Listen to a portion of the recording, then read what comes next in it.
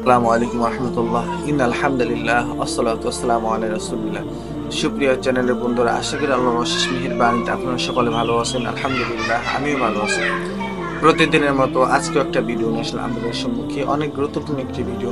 আজকের ভিডিওতে যে বিষয় নিয়ে কথা বলবো সে বিষয়টি হলো, যদি কোনো বাচ্চা ছেলে মেয়েকে বদনজর করা হয়, নষ্ট করতে চায়, পরিবারের অনেক সময় হয়ে থাকে যে শত্রুতা করে পরিবারের ছোট ছোট বাচ্চাদেরকে টার্গেট করে এরপরে তাদেরকে নষ্ট করা হয়, বদনজর করা হয়।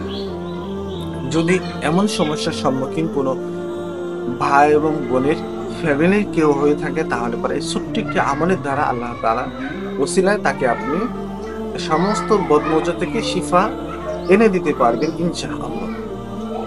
তো কথা না বাড়িয়ে আমরা মূল কথায় চলে যাব ইনশাআল্লাহ।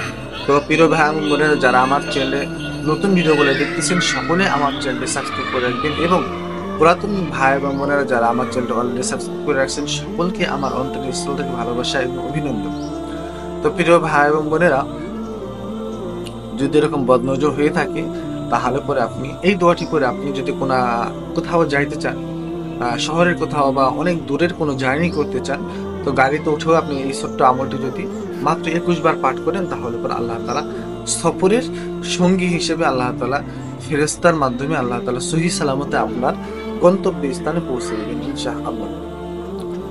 এই দোয়াটি, সেম দোয়াটি দুইটা পদ্ধতিতেই করা যায়। তো আপনার বাচ্চাকে যদি এরকম করে, কেউ যদি আপনার বাচ্চাকে যদি বদনজর করে থাকে, তাহলে এই ছোট্ট দোয়াটি আপনি 21 বার পাঠ করে তার কপালে ফু দিবেন, তার মুখে ফু দিবেন, তাহলে আল্লাহ তাআলা তাকে শিফা দান করবেন এই বদনজর থেকে। দোয়াটি কি? ইয়া বাররু, ইয়া বাররু, ইয়া বাররু, ইয়া বাররু, ইয়া বাররু, ইয়া বাররু, ইয়া বাররু, এভাবে করে 21 বার পাঠ করবেন। পাঠ করে এরপর আপনি তার কপালে বা মুখে ফু দিবেন। এভাবে করে আপনি 3 দিন বা 5 দিন ফু দিলেই পরে আল্লাহ তাআলা সকল বদনজর থেকে তাকে শিফা দান করবেন ইনশাআল্লাহ।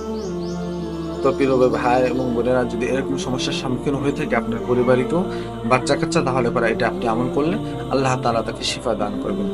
তো সকলে ভালো থাকবেন। আসসালামু আলাইকুম ওয়া রাহমাতুল্লাহ।